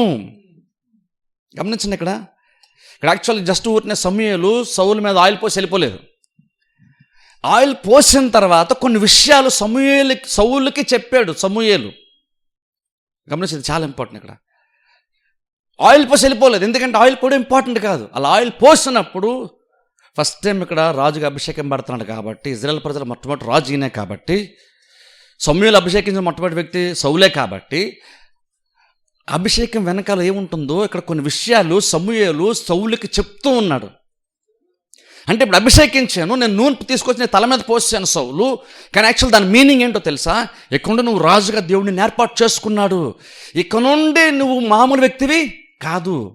నీకు ఇంతకుముందు లేనటువంటి సపోర్ట్ ఇప్పుడు నీకు దొరుకుతుంది. దేవుడే నీ పక్షాన ఉంటాడు, దేవుడే నీకు సామర్థ్యం ఇస్తాడు. ఇంత ముందులా కాదు, ఇప్పుడు దేవుడు నీకు తోడుగా ఉంటాడు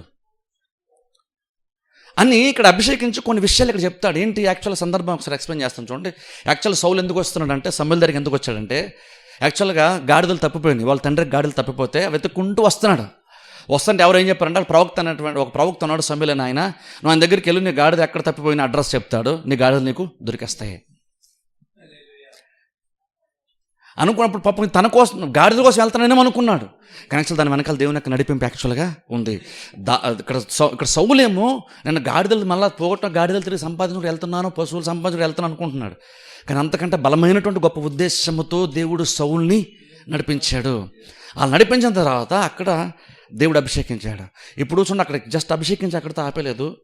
సమూయేలు ఏమి జాగ్రత్త తీసుకోమని దేవుడు కూడా సమూయేలుకి చెప్పాడంటే, ఇలా అభిషేకించిన తర్వాత నువ్వు కొన్ని మాటలు నువ్వు సౌలుకి చెప్పన్నాడు.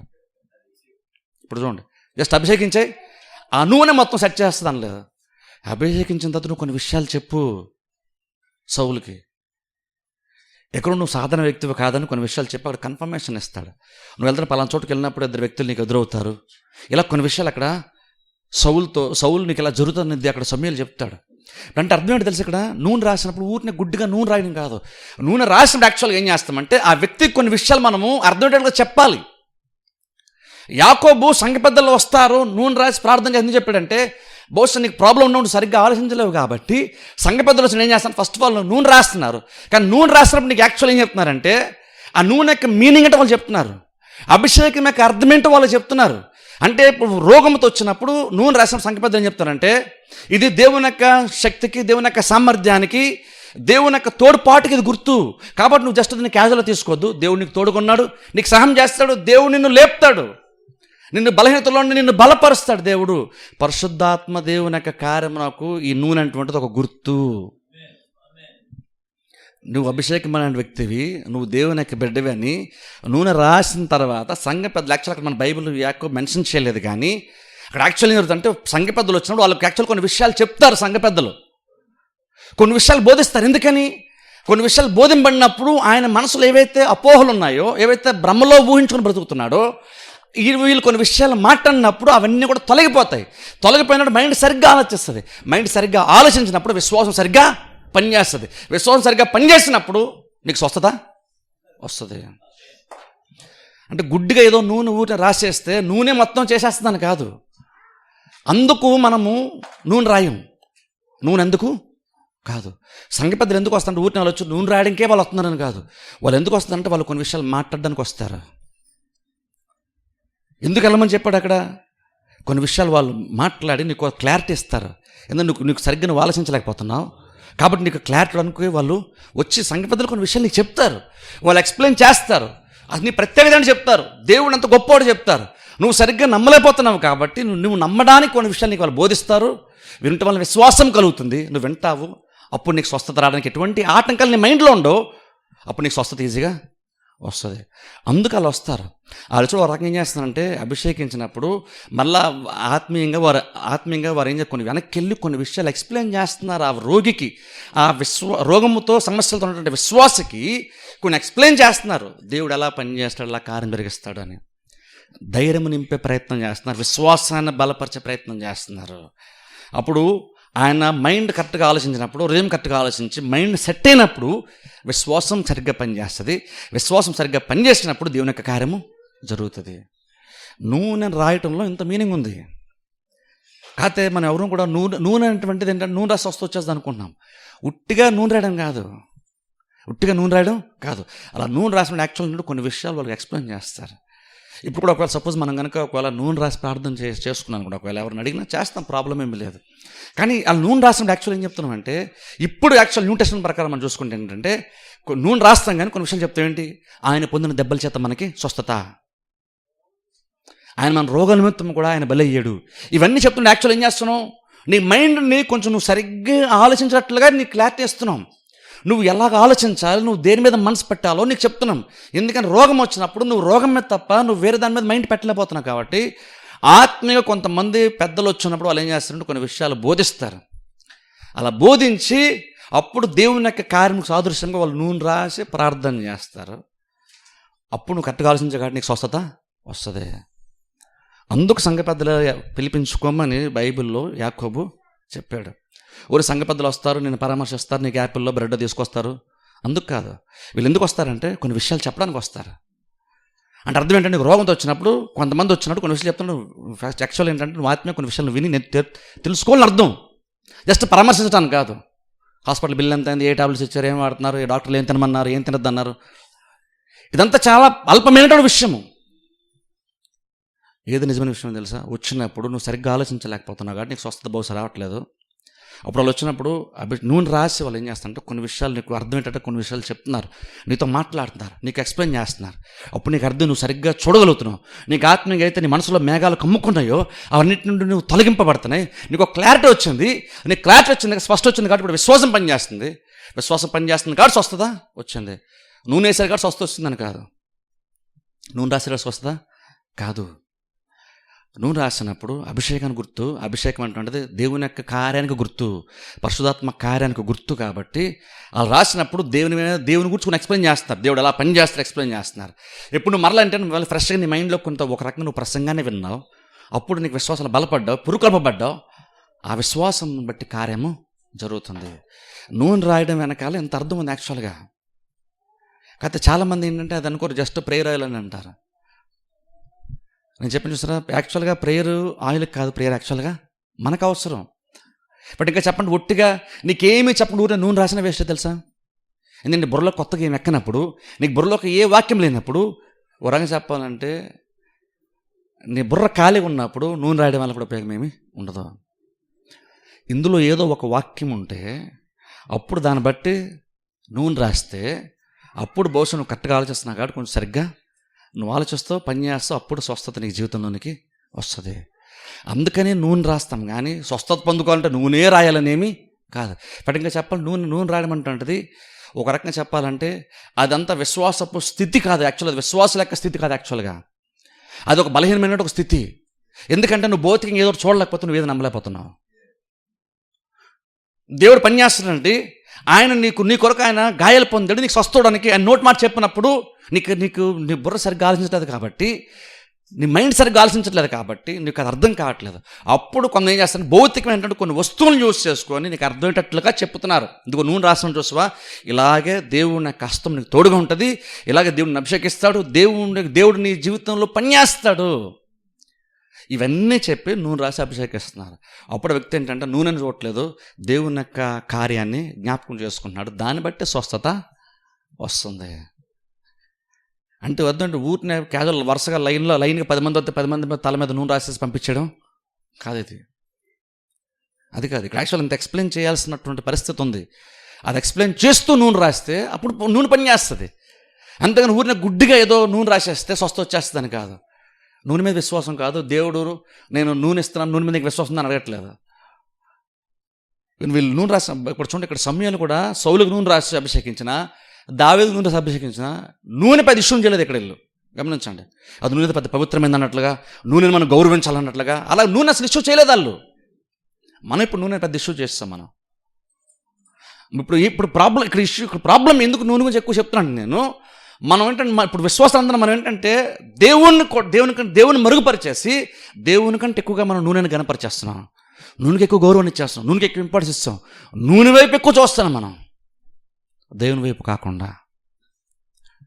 కానీ ఇక్కడ శతాధిపతి వచ్చినప్పుడు చూసారా, ఆయన ఏమన్నా తెలుసా, ఆయన విశ్వాసం ఎంత గొప్ప తెలుసా, నాకు నువ్వు వచ్చి నువ్వు చెయ్యేసి ఇవన్నీ చేయాల్సిన అవసరం కూడా లేదు ప్రభువా, నువ్వు మాట మాత్రం సెలవు, నా దాసుడు బాగుపడతాడు, స్వస్థత పొందుకుంటాడు. అది విశ్వాసం. నూనె రాసింది అది విశ్వాసం కాదు. యాక్చువల్ విశ్వాసకి బలహీనమైనటువంటి ఆత్మస్థితి అయితే నీకు నూనె అవసరం. నువ్వు విశ్వాసంలో కానీ నిజంగా నువ్వు బలంగా ఉంటే ఇక్కడ శతాధిపతులుగా అంటావు, ప్రభువా నువ్వు మాట మాత్రం సెలవు, నా దాసుడు బాగుపడతాడు. ఎందుకంటే దేవునికి నూనె మీద కంటే తన మాట మీద ఎక్కువ దేవుని గౌరవం. తన నామం కంటే వాక్యాన్ని ఆయన గొప్ప చేశాడంట. దేవుడు తన పేరు కంటే తన యొక్క వాక్యాన్ని ఎక్కువ గొప్ప చేశాడు. దేవుడు తన యొక్క మాట మీద నిలబడేవాడు, దేవుడు తన మాట నీకు గౌరవించేటువంటి వాడు, వాక్కును గణపరిచేటువంటి వాడు. అప్పుడు నువ్వు కూడా ఆయన వాక్యాన్ని గౌరవిస్తే అప్పుడు దేవుడు ఈజీ కార్యాన్ని చేస్తాడు. దేవుని ప్రయారిటీ అది. అందుకని శతాధిపతి అన్నాడు, ప్రభు నువ్వు నా ఇంటికి రావాల్సిన పని లేదు, నువ్వు మాట మాత్రం సెలవు, నా దాసుడు బాగుపడతాడు అని అన్నారు. ఇది ఫస్ట్ క్లాస్ అనే విశ్వాసం కదా ఇది. యేసుక్రీస్తు అంటున్నారు రకంగా చెప్పాలంట. మన వాడికి వాళ్ళు చెప్పాలంటే ఇది కదా విశ్వాసం అంటే, ఈ స్థాయిలో కూడా ఉండాలి. నిజమైన విశ్వాసం అసలు ఇది కదా. ఒక విశ్వాసం అనేటువంటి వాడు ఇలాంటి విశ్వాసాన్ని కదా కనపరచాల్సింది ప్రాబ్లమ్స్ ఉన్నప్పుడు అని శతాధిపతికి విశ్వాసాన్ని యేసుక్రీస్తు అక్కడ గణపరచడం బైబిల్ మనం చూస్తాం. అంటే అర్థం ఏంటంటే దేవుడు కూడా ఏం ఎక్స్పెక్ట్ చేశాడంటే, నన్ను ఏదో రమ్మని, నేనేదో చెయ్యాలని, నేనేదో రాయాలని, నేనేదో చేతులు ఆడించాలని అలానే కాకుండా ఇక్కడుండి నువ్వు చెప్తే పని అయిపోద్ది అన్నంతలాగా నా మీద నమ్మకం నీకు. నేను పేషెంట్ చూడకుండా కూడా, అసలు నీ దాసిన కండిషన్ చూడకుండా కూడా, ఆయన పేరేంటో కూడా తెలుసుకోకుండా కూడా జస్ట్ నేను మాట చెప్తే బాగుపడతాడు అని నువ్వు అన్నావంటే ఇదంత గొప్ప విశ్వాసము. ఆయన ఏ పొజిషన్లో ఉన్నాడు, ఆయనకి ఏ ప్రాబ్లం ఉంది, ఆయన ఆ శతాధిపతి దాసుని యొక్క పేరేంటి, ఊరేంటి, ఆయన అవిశ్వాస ఈ డీటెయిల్స్ అన్నీ ఆయన చూడలేదు. విశ్వాసం ఎంత గొప్పదంటే నీ బ్యాక్గ్రౌండ్ అన్నిటిని మించి బలమైనటువంటిది విశ్వాసము. నీలో విశ్వాసం ఉంటే నువ్వు యూదుడివా అన్యుడివా, నువ్వు క్రిస్టియన్ నాన్ క్రిస్టియన్ దేవుడు చూడ్డు, నువ్వెంత కాలం నుండి చర్చకొస్తున్నావు అన్నది కూడా దేవుడు చూడ్డు. ఎందుకంటే వీటన్నిటికంటే విశ్వాసం గొప్పది. విశ్వాసానికి మించినటువంటి బలమైనటువంటి కార్యం మరొకటి లేదు. 20 years నుంచి మనం క్రిస్టియన్ ఉన్నాం, 30 years క్రిస్టియన్ ఉన్నాం, కానీ అది నీకు స్వస్థతనవ్వదు. నిన్న మొన్న ఒక అన్యుడు చర్చికి వచ్చాడు, సడన్గా వాక్యం విన్నాడు, విశ్వాసంలో బలపడ్డాడు అనుకోండి. 20 సంవత్సరాల నుంచి చర్చకు వస్తూ వాక్యం విని కూడా ఇంకా విశ్వాసం ఉంచినటువంటి వానికంటే ఈరోజు అన్యుడిగా ఉండి చర్చకు వచ్చి వాక్యం విన్నటువంటి వాడు శతాధిపతులు నమ్మగలిగితే ఈరోజు ఆయన కార్యము జరిగిపోద్ది. ఎందుకంటే దేవుడిని బ్యాక్గ్రౌండ్ చూడట్లేదు. నువ్వు ఆయన దగ్గరికి వచ్చినప్పుడు నువ్వు ఎవడివి అని చూడట్లేదు. నువ్వు యూదుడువా అన్యుడువా దేవుడు చూడట్లేదు. నీకు విశ్వాసము ఉందా? నువ్వు అన్యుడు అయినా సరే పర్వాలేదు, సహజంగా నార్మల్గా అయితే నేను చేయను, కానీ నేను అన్యుడైనా సరే నీకు విశ్వాసం ఉంది కాబట్టి నేను ఒక అడుగు ముందుకేసి నీ కార్యం నేను నీకు చేస్తాను. నీకు ఎందుకు చేస్తాను తెలుసా? నీకు విశ్వాసం ఉంది కానీ నేను నీకు చేస్తున్నాను.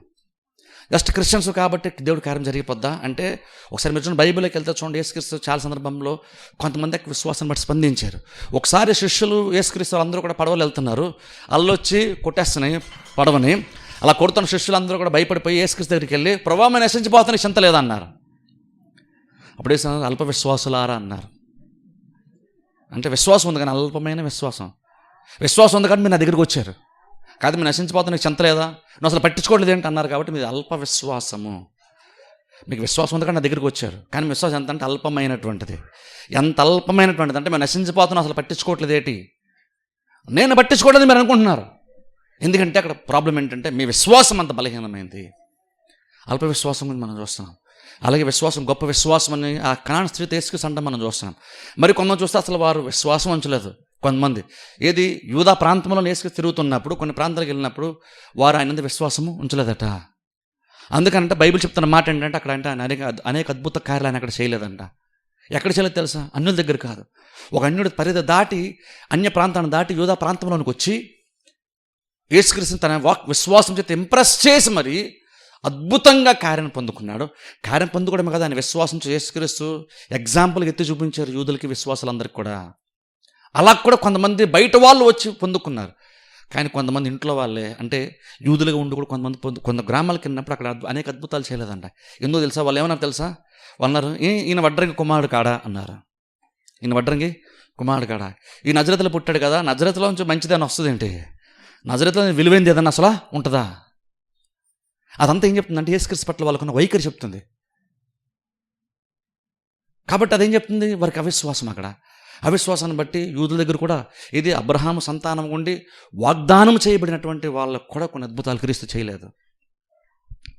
అప్పుడు నేను క్రిస్టియన్ కాబట్టి, నేను చర్చకొస్తున్నాను కాబట్టి, నేను దశభాగం ఇస్తున్నాను కాబట్టి నాకు స్వస్థ వచ్చేస్తుందని అనుకోవడం భ్రమ. నువ్వు జస్ట్ క్రిస్టియన్ కాబట్టి ఆటోమేటిక్ జరగదు. నువ్వు క్రిస్టియన్ కాబట్టి రక్షణ పొందా కాబట్టి నీకు హక్కు అయితే హక్కు ఉంది, కానీ పొందుకుండా నీకు విశ్వాసము ఉండాలి. దేవుడు చేస్తాడు, చేయడానికి ఇష్టపడతాడు, నమ్మకం మనకి ఉండాలి. ఒక కుష్ఠవ్యాధి ఎలా ఉన్నాడు చూసారా? యేసుక్రీస్తు దగ్గరకు వచ్చాడు. చెప్పి మేము చేస్తాను చూడండి. యేసుక్రీస్తు దగ్గరకు వచ్చాడు. ఆయన ఏమన్నాడు తెలుసా? నీకు ఇష్టమైతే నన్ను శుద్ధినిగా చేయగలవు. అక్కడ ఆయనకున్న ప్రాబ్లం ఏంటి? దేవుడు చేయగలలేదన్నది ఇష్యూ కాదు, ఇష్టమా లేదన్నదే. ఇది కూడా చాలామంది కదా, దేవుడికి ఇష్టమా లేదో. ఇప్పుడు చూడండి, అది కూడా సెటిల్ అవ్వడం చాలా చాలా ఇంపార్టెంట్ తెలుసా. దేవుడికి అది ఇష్టమో లేదనే విషయం ముందు నువ్వు తెలుసుకున్న తర్వాత నువ్వు వెళ్ళాలి. కానీ ఈరోజు చాలామంది క్రిస్టియన్స్ మాటలు చూడండి, వారికి దేవుడికి ఇష్టమే, దేవుడికి ఖచ్చితంగా నేను అడిగేది దేవునికి ఇష్టమైనటువంటి కార్యమే, దేవుడికి ఖచ్చితంగా చేస్తాను నమ్మకం చాలా సందర్భాల్లో మనకు ఉండదు. దేవుడు చేయగలండి, కానీ చేస్తాడు లేదో చూద్దామండి. దేవుడు చేయగలంటే చేయగలడు, కానీ చేస్తాడు లేదో అంటే అర్థం ఏంటంటే చేసే మనసు ఆయనకు ఉందో లేదో. కుష్ఠవ్యాధి గలవాడు కూడా అలాగే వచ్చి, ప్రభువా నీకు ఇష్టమైతే నన్ను శుద్ధినిగా చేయగలవు, నువ్వు చేయగల సామర్థ్యత నీకు ఉంది, నీకు అభిషేకం ఉంది, నువ్వు చేయగలవు. కాకపోతే అంటే నువ్వు చేయడం నీకు ఇష్టం ఉందా లేదో నాకు అది తెలియదు, నీకు ఇష్టమేనా, నన్ను స్వస్థపరచడం నీకు ఇష్టమా అని అడిగాడు. నన్ను స్వస్థపరచడం నీకు ఇష్టమా అన్నప్పుడు యాక్చువల్గా యేసుక్రీస్తు అక్కడ మీరు బైబిల్లోకి వెళ్ళి చూడండి, టైం లేదు కాబట్టి నేను వాక్యం తీయట్లేదు. అక్కడ బైబిల్ మనం చూస్తే యేసుక్రీస్తు ఏం చేస్తారు, నాకు ఇష్టమే అన్నారు. ఆయన యాక్చువల్ ఫస్ట్ బైబిల్ చెప్తున్నమాట, ఆయన ముట్టుకున్న బైబిల్ మనం చూస్తాం.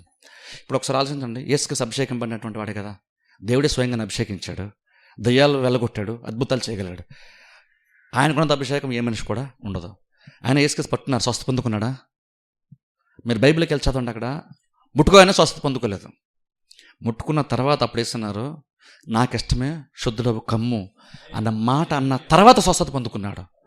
ఏదో యేసుక్రీస్తు అభిషేకం పడ్డ కాడ అలా పట్టుకొని స్వస్థ వచ్చేసిందని కాదు. అక్కడ యేసుక్రీస్తు ఆయన విల్లింగ్నెస్ అని కూడా చెప్పారు, అంటే నాకు ఇష్టమే అన్న విషయాన్ని కూడా చెప్పారు. దేవునికి ఇష్టమో లేదు అని కొంచెం అటు ఇటుగా అరకొర విశ్వాసంతో డౌట్గా వచ్చినటువంటి వ్యక్తికి యేసుక్రీస్తు తెలుసా, నోరు తెరిచి నాకు ఇష్టమే అన్నప్పుడు ఆయనకున్న ప్రత్యేక సందేహానికి ఆన్సర్ దొరికేసింది అక్కడ యేసుక్రీస్తు నోటంట. ఆయనకి ఏదైతే డౌట్ ఉందో దేవుడు ఆయన స్వస్థత పొందుకోగలడు, దేవుడు చేయగల నమ్మకంతో ఆయన ఉంది. కానీ ఆయన ఆపేటువంటి కార్యం ఏంటి? ఒక మబ్బులాగా కార్యం పొందుకోవడానికి ఆటంకపరుస్తున్న కార్యం ఏంటంటే ఆయనకి ఇష్టమా లేదా, అది ఇప్పుడు ఆటంకం. ఆయనకి దేవుడి నుండి కార్యం పొందడానికి ఆటంకం ఏంటంటే దేవుడు చేయగలడో లేదో అన్నది ఆటంకం కాదు, దేవుడు ఇష్టపడుతున్నాడో లేదో అన్నది ఆటంకం ఆయనకి. అప్పుడు అందుకని యేసుక్రీస్తు వచ్చినప్పుడు కూడా ఆయనకున్నటువంటి ఆ మైండ్లో ఏదైతే ఆయనకు ఆటంకముగా ఉందో, అడ్డుగా ఉందో ఒక ఆలోచన, దాన్ని తీసివేశారు. ఎలా తెలుసా, ముట్టుకున్న తర్వాత నాకు ఇష్టమని ఎప్పుడైతే మాట అన్నారో ఆయన ప్రతి ప్రశ్నకి ఆన్సర్ దొరికేసింది. అక్కడ దొరికినప్పుడు మైండ్లో క్లారిటీ ఉంది. ఇప్పుడు యేసుక్రీస్తు మాట అన్న తర్వాత ఆయన మైండ్లో ఆయనకి ఇష్టమో లేదో అన్న డౌట్ ఇంకా ఆయనకి లేదు, మైండ్లో క్లారిటీ వచ్చేసింది, స్వస్థత విశ్వాసం పనిచేసింది, స్వస్థత వచ్చేసింది. అంటే మెయిన్ ఏది ఇక్కడ స్వస్థత పొందడానికి, దేవుని నుండి కార్యాలు పొందడానికి ఏంటంటే మెయిన్ నువ్వు కొన్ని విషయాలు తెలుసుకోవడం ఇంపార్టెంట్. అందుకని సత్యత పదంలో మాట మాత్రం సెలవేమో, ఎందుకని ఆ మాటలోనే వాక్యంలోనే సమస్తం కూడా ఉంది. అందుకంటే చూడండి, అందుకనే వాక్యాన్ని నమ్మటం అందుకని అంత ఇంపార్టెంట్ అవుతుంది. వాక్యాన్ని పట్టుకోవడం అందుకని అంత ఇంపార్టెంట్, వాక్యం అందుకని వినడం అంత ఇంపార్టెంట్ అంటాం. ఎందుకని అది నీకు చాలా విషయాలు క్లారిటీ ఇచ్చేస్తుంది. దేవుడు కార్యములు చేయడానికి ఉన్నటువంటి ప్రతి అడ్డు ఆటంకము వాక్యము క్లియర్ చేసేస్తుంది. అందుకని వాక్యము వెల్లడవుట తోడని నాకు వెలుగు కలిగిన అంటాడు భక్తుడు.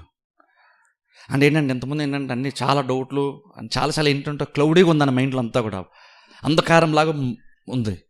ఎప్పుడైతే వాక్యము వెడలిందో, వాక్యము బయలు వెళ్ళిందో ఆయన మైండ్లో ఉన్న ప్రతి డౌటు క్లారిఫై అయిపోయింది, క్లారిటీ వచ్చేసింది. ఇప్పుడు కార్యం ఈజీగా దొరుకుతుంది. వాక్యం అందుకనే బోధిస్తాం, అందుకనే వాక్యం అంటున్నాం. ఎందుకంటే బలమైంది ఇంకోటి ఏది కూడా లేదు. అందుకని చూడండి, మనం అందుకనే ఈ నూనెల మీదో లేదా ఇంకా వేరే ఆటల మీదో ఎవరో ప్రార్థన చేసి మన స్వస్థ వస్తుంది, వాటి మీద మనం ఎప్పుడు కూడా ఎక్కువ మైండ్ మనం పెట్టకూడదు. అల్టిమేట్గా ఎవరు చేసినా సరే, ఎవరైనా దేవునికే ప్రార్థన చేస్తారు, స్వస్థత ఇచ్చేది కూడా అల్టిమేట్గా దేవుని దగ్గర నుండి వస్తుంది. ఎవరో మనిషి దగ్గర నుండి స్వస్థత బయలు వెళ్ళదు, దేవుని దగ్గర నుండి వస్తుంది. అప్పుడు మనం ఏం చేయాలి? ఈ భౌతిక మంది ఏదన్నా ఒకవేళ మనం నూనె లాంటివి ఏమన్నా పదార్థాలు ఒకరు వాడినా మనం అల్టిమేట్ ఏం చూడాలంటే, ఏం చూపించే ప్రయత్నం, ఏం సేవలు కూడా చేయాలంటే దేవుని చూపించే ప్రయత్నం చేయాలి, దేవుని యొక్క కార్యం చూపించే ప్రయత్నం చేయాలి. కానీ ప్రాబ్లం ఏంటంటే విశ్వాసాలు చాలామంది దేవుని మీద కంటే నూనె మీద ఎక్కువ నమ్మకం తెలుసా. నూనె కనుక ప్రేరాలని ఇచ్చేస్తే హ్యాపీగా తీసి ఇంటికి వెళ్ళిపోతారు. కొంతమంది చర్చలకి ఎందుకు వెళ్తారు తెలుసా, మీటింగ్లకి ఎందుకు వెళ్తారు, స్పెసిఫిక్గా బయట మీటింగ్లు ఎందుకు వెళ్తారు తెలుసా, వాకింగ్ కోసం వెళ్తారు చాలామంది. ఆ వాక్యం అయిపోయిన తర్వాత ఆ పాస్టర్ గారు ఏదన్నా చేస్తారేమో, ఏది ఇలాగే ఈ ప్రవచనాలనో లేదా అభిషేకమనో నూనె రాస్తారని ఇంకా ప్రార్థన చేస్తారు. వాక్యం ఎవరికి సీరియస్ ఇష్యూ కాదు. ఇక్కడ వాక్యం అయిపోయిన తర్వాత అసలు కార్యం ఏదో జరుగుతుంది అనుకుంటారు. అసలైందే వాక్యం అని చాలామంది తెలియదు. వాక్యం తర్వాత పాస్టర్ గారు ఏదైనా చెప్తారేమో, ఏదైనా చేస్తారేమో చూద్దాం, ఆ తర్వాత మన గురించి ఏదైనా పాస్టర్ గారు చెప్తారేమో చూద్దాం. అదంతా కాదు, వాక్యమే వాక్యం కోసం చర్చకి రావాలి. అందుకనే చూడండి, చాలా సందర్భాలు చూడండి, వాక్యం చెప్పకపోయినా సరే ఎవరైనా ఏదైనా చేస్తుంటే చాలామంది వెళ్ళిపోతారు. కానీ ఎవరైనా కనుక పాస్టర్ గారు వాక్యం చెప్తారండి అంటే పెద్ద ఎవరికి ఇంట్రెస్ట్ లేదు ఈ రోజుల్లోనే. ఉట్టి వాక్యం చెప్తారండి, ఆయన ఇంకేది చేయరు అంటారు. వాక్యము ఉట్టి వాక్యము కాదు, అసలైందంతా అక్కడే ఉంది, అసలైందంతా అక్కడే. అందుకే వాక్యం ఒట్టి జస్ట్ ప్రసంగం చేస్తారండి, ప్రసంగం తర్వాత ఆయన ఏం చేయరండి, ఆమె అయినా వెళ్ళిపోతామండి ఇంటికి. అదిగా అసలైందంతా ఇక్కడే ఉంది, అంత వాక్యంలోనే ఉంది. దీనికంటే ఎక్కువ ఎక్స్పెక్ట్ అయితే చేయకూడదు మనం. దీనికి మించి ఇంకేదో జరుగుతుంది అని అనుకోకండి. దీనికి మించి నేనేం చేయలేను, దీని మించి ఏం చేయాలో నాకు కూడా తెలియదు యాక్చువల్గా చెప్పాలంటే. కానీ కూడా తెలిసి ఏంటంటే వాక్యం చెప్పినప్పుడు వాక్యం సరిగ్గా కనుక బోధింపడితే, వాక్యం సరిగ్గా వినగలిగితే, వాక్యం సరిగ్గా ఎవరైనా కనుక వాక్యం వింటే ఆ వాక్యం హృదయంలోకి వెళ్ళినప్పుడు వాక్యం పనిచేస్తుంది. వాక్యం పనిచేస్తున్న అర్థం ఏంటంటే, ఓ రకంగా చెప్పాలంటే దేవుడే పనిచేస్తున్నాడు నీ హృదయంలో, నీ మనసులో, నీ శరీరంలో.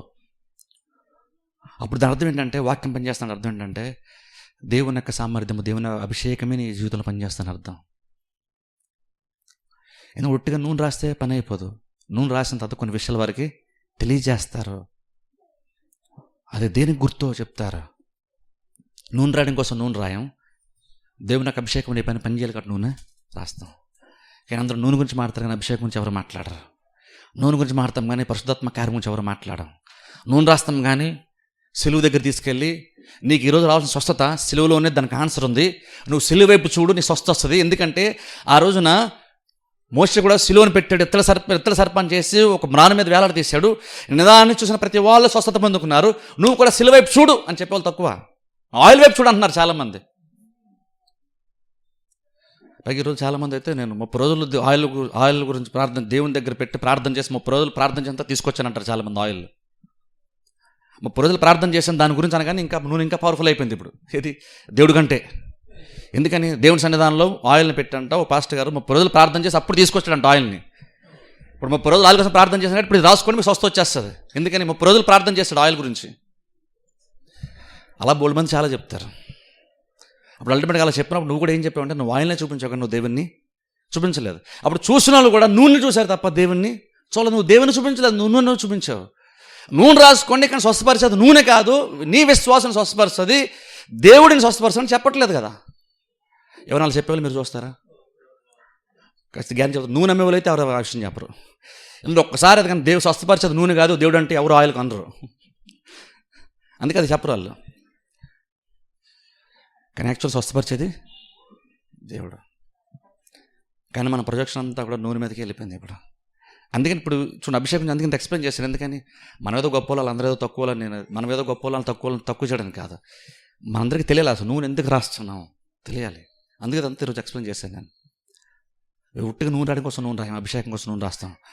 అభిషేకం ఎందుకంటే దేవుని యొక్క సామర్థ్యత కొరకు అభిషేకం. నూనె ఎందుకు అంటే అభిషేకం కొరకు. అభిషేకం ఎందుకంటే దేవుని యొక్క సామర్థ్యం కొరకు. నూనె రాయబడిన తర్వాత, నూనె నీ మీద పోసిన తర్వాత, దావీదు లాంటి వాళ్ళకైనా, సౌలు లాంటి వాళ్ళకైనా, నీలాంటి వాళ్ళకైనా సరే నూనె రాసిన తర్వాత ఎక్కువ నుండి ఏ ఆలోచనతో నువ్వు ఉండాలి అని కూడా నూనె రాసి అభిషేకించిన వాడు చెప్తే ప్రయత్నం చేస్తాంటే ఎక్కువ నువ్వు సాధనైన వాడు కాదు. ఎక్కువ నుండి దేవుని యొక్క హస్తం నీకు తోడుగా ఉంటుంది. దేవునికి తోడున్నాడు కాబట్టి దేవుని యొక్క సామర్థ్యం, దేవుని యొక్క సపోర్ట్ నీకు దొరుకుతుంది, దేవుని యొక్క సంపూర్ణ సహకారం దొరుకుతుంది. కాబట్టి ఎక్కడ నీకు ఎక్స్ట్రా ఎబిలిటీ వచ్చింది, నీకు బలం ఇంకా పెరిగింది కాబట్టి నువ్వు ఏదైనా సరే చేసుకోగలుగుతావు. ఏంటి దేవుడు నాకు తోడు ఉన్నాడు అనడానికి రుజువు ఏంటండి, సైన్ ఏంటంటే అభిషేకించాను కదా. ఇప్పుడు నూనె పవర్ఫుల్ అయితే నూనె రోజు తలమే ఉన్నాను, తలసమే చేయకూడదు. కానీ నూనె రాసే కార్యం ఒక్కసారే జరుగుతుంది. సౌలు కన్నా, దావీదు కన్నా, నీకన్నా, నాకన్నా, ఎవరికన్నా సరే. కానీ ఆ తర్వాత నీకు నిజంగా నీ లైఫ్లో పనిచేసేది ఏంటంటే నూనె కాదు. ఆ నూనె రాసినప్పుడు ఏదైతే దేనికి అది గుర్తుగా ఉందో అది నీ మనసులో ఫ్రెష్గా ఉంటున్నంత వరకు కూడా దేవుడు నీ జీవితంలో బలంగానే పనిచేస్తాడు. అభిషేకం నీ లైఫ్లో పనిచేస్తూనే ఉంటుంది. అది చెప్పడం మానేసి మనం నూనె గురించి చెప్తున్నాం. నూనె రాసుకుంటాం, ఒక రోజు పోతే స్నానం చేస్తాం, నూనె అయిపోద్ది. అప్పుడు నూనె పోతే దేవుడు పోయాడని అర్థమా? కాదు. నూనె రాస్తాడని చెప్తానంటే ఎక్కడ నుండి దేవుడు నీ జీవితంలో పనిచేస్తాడు. కాబట్టి ఇక్కడ నుండి నువ్వు ఆలోచనతో ఉండు. నూనె నువ్వు మర్చిపోతావేమో కానీ ఇది నేను చెప్పే మాటలు మర్చిపోవద్దు. దేవుడు నీకు తోడుగా ఉంటున్నాడు. అది నువ్వు మనసులో ఫ్రెష్గా ఉంటున్నంత వరకు నువ్వు దేవుని వైపు ఎక్కువ చూస్తావు. దేవుని ఎక్కువ చూస్తున్నందుకు విశ్వాసం బాగా పనిచేస్తుంది. అందుకని బైబిల్ మనం చూస్తే సిలువ వైపు అంట, ఇత్తడి సర్పం వైపు నిదానం చూసిన ప్రతి వాళ్ళు స్వస్థ పొందుకున్నారంట. సరే, నిదానం చూడడం అవసరం. రోగం వచ్చినప్పుడు నువ్వు మైండ్ అందుకని కరెక్ట్గా ఆలోచించాలి. ప్రాబ్లం వచ్చి నువ్వు ప్రాబ్లంనే చూస్తుంటావు, నువ్వు ప్రాబ్లంనే చూస్తున్నావు. కానీ ఇప్పుడు చూడాల్సిన మన ప్రాబ్లమ్ని చాలామంది చెప్తాం చూడండి. చాలా సందర్భాలు ఇంకెంత చెప్పిందో కొన్నిసార్లు చాలామంది ఏంటంటే, ఇంక నాకు బాగాలేదండి, పాస్టర్ గారు రాలేదండి అంటారు, లేదా నాకు బాగాలేదండి, వాళ్ళు ఇలా చేయలేదు, పలకరించలేదంట. అంత నువ్వు కరెక్ట్గా నువ్వు ఆలోచించట్లేదు.